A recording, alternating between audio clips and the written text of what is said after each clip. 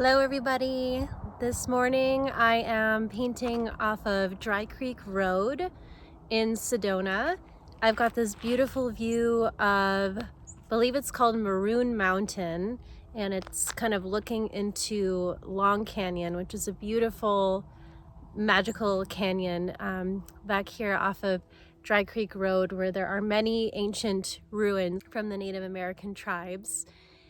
And it's just a really beautiful morning light to capture those shadows on the sandstone cliffs, and they are pretty fleeting.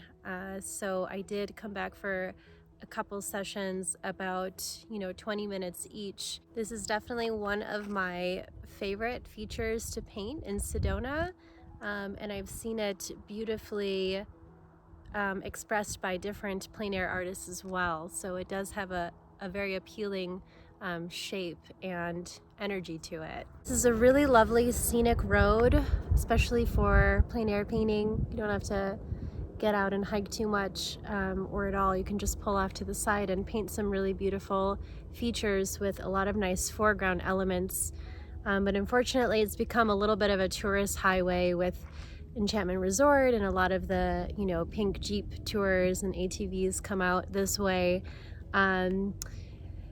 So yeah, there is always that component in beautiful places, and just always figuring out how I can kind of preserve the integrity of them, but also celebrate their beauty. And yeah, thank you so much for being here with me, and I hope you enjoy this instructional demo.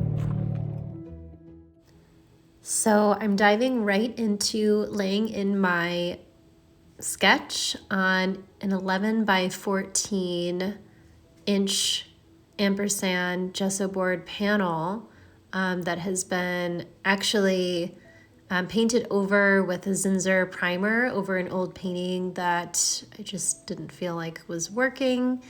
It's a great way to recycle materials.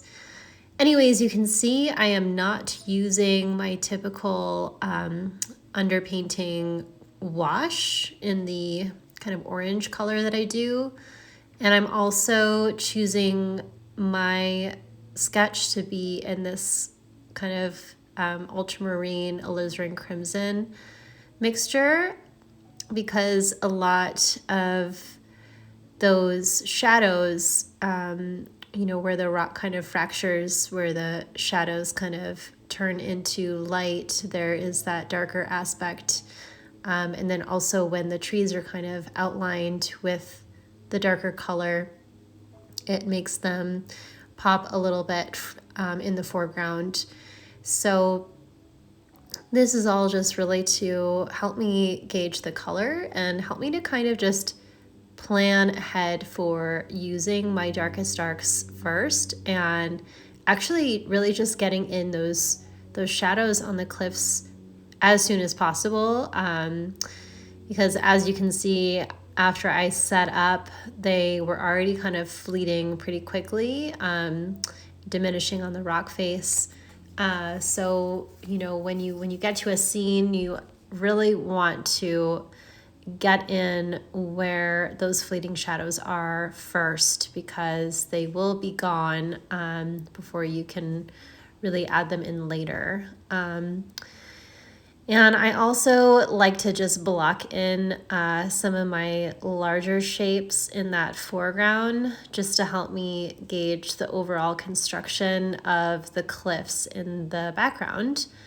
And this helps to kind of pull the scene together in my mind, just getting those larger masses in the shadow laid down first. And there's also these foreground shadows, which are basically the darker shade of the sandstone red, the sandy foreground there, the red rocks that are going to be like a deep purple.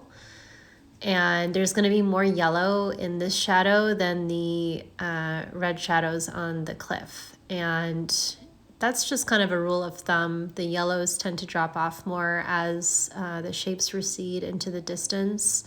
going more into red and then going more into blue. So I always keep that in the forefront of my mind as I'm making decisions. Of course, you can kind of play with those rules, if you will, the more you paint, but having some general basic ideas kind of help you to push those colors to keep your foreground separate from your background. Sometimes you have to exaggerate those relationships, especially when the light is a little more flat, which it is right now. And when I'm doing this initial block-in, I am painting incredibly thin, meaning I am thinning down my pigments, my color mixtures with a lot more odorless mineral spirits. And they pretty much dry instantly in this heat. So, I really don't have to worry about muddying my colors when I go back into these forms with, my darks, middles, and lights when I'm really modeling the forms. And at this stage, I can kind of push things around a little bit. I can wipe them down. I can paint into those forms pretty quickly after I've put them down.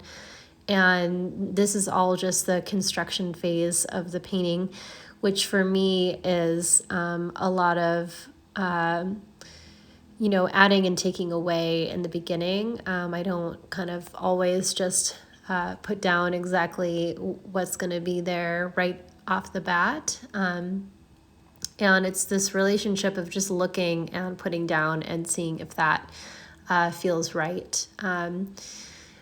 So as you can see, I've put in those more like purpley blue shadows and that lighter sandstone color on that initial band of the rocks in the distance.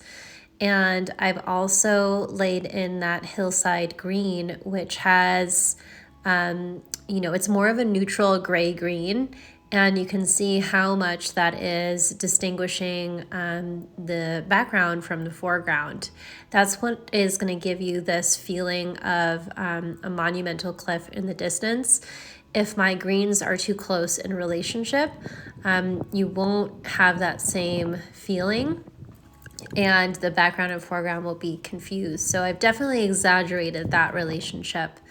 You can see that my green in the background cliffs are really quite blue, more of a gray blue. And when I say gray, I'm really just talking about the complement of that color that I'm putting down. So for greens, it's going to be, I'm adding more red into my mixture and then more blue as they recede.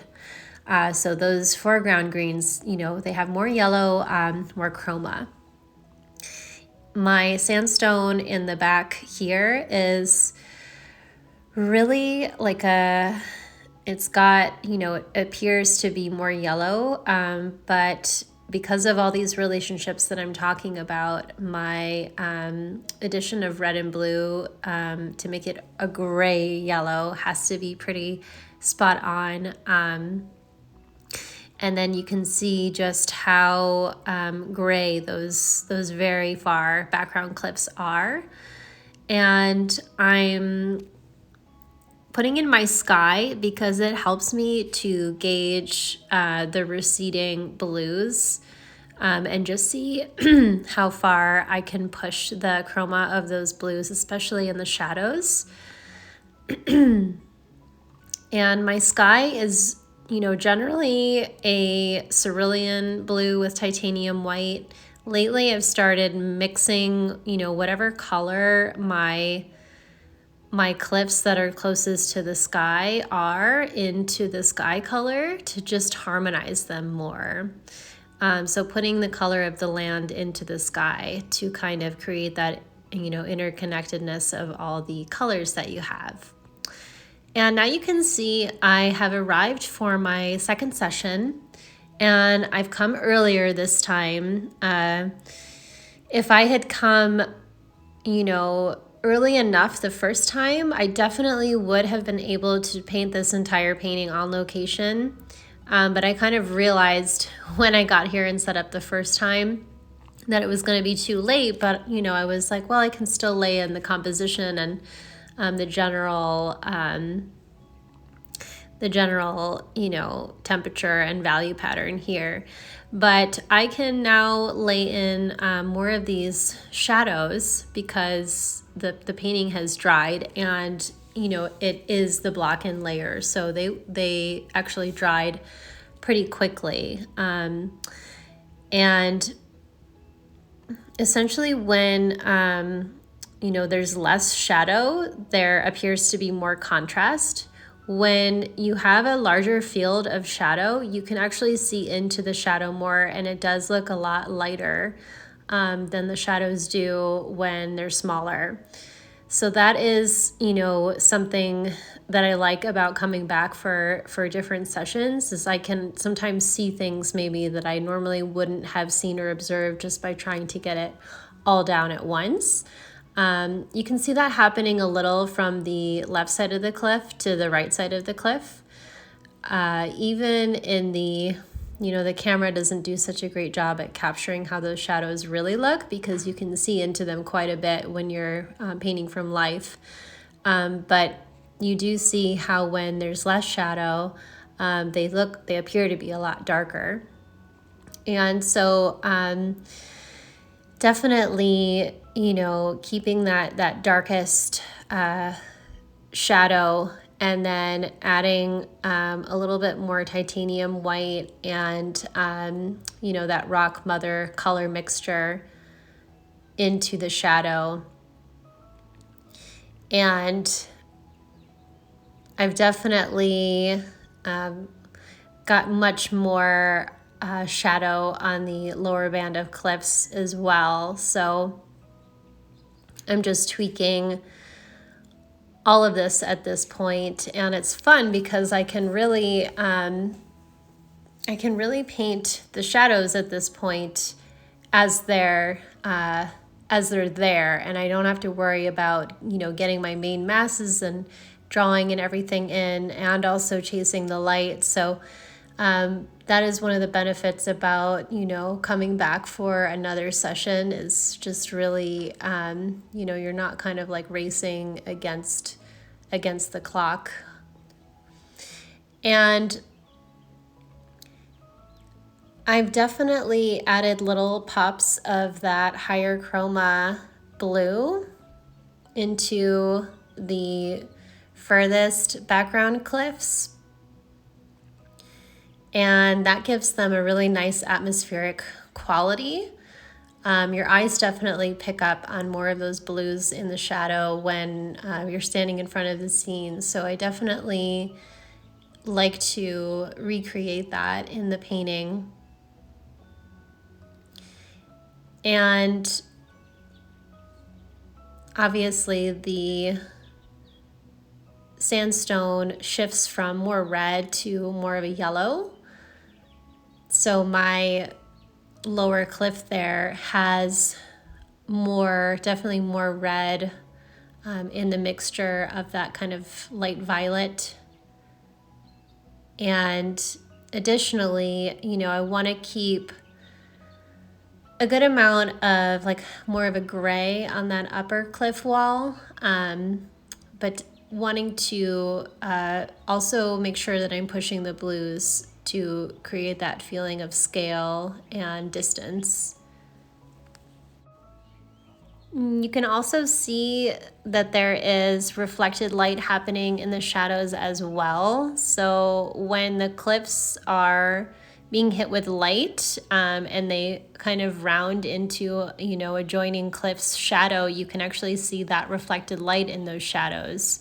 So adding some of that warmth as well when that's happening, that gives you a really nice kind of three-dimensional modeling feel. And a lot of times the cast shadow is outlined with a, you know, a little bit darker value. So I've done that on the side of the cliff here. you can see that a little bit happening on my tree forms as well in the foreground. The foreground has a little bit of that intentional opening so that you don't just have this wall of trees. You can really enter into the painting sort of in the middle there. I'm taking this opportunity to add some beautiful highlights on those foreground trees and, you know, really giving you the sense of where that lower angle of light is hitting everything. That beautiful quality of the morning light.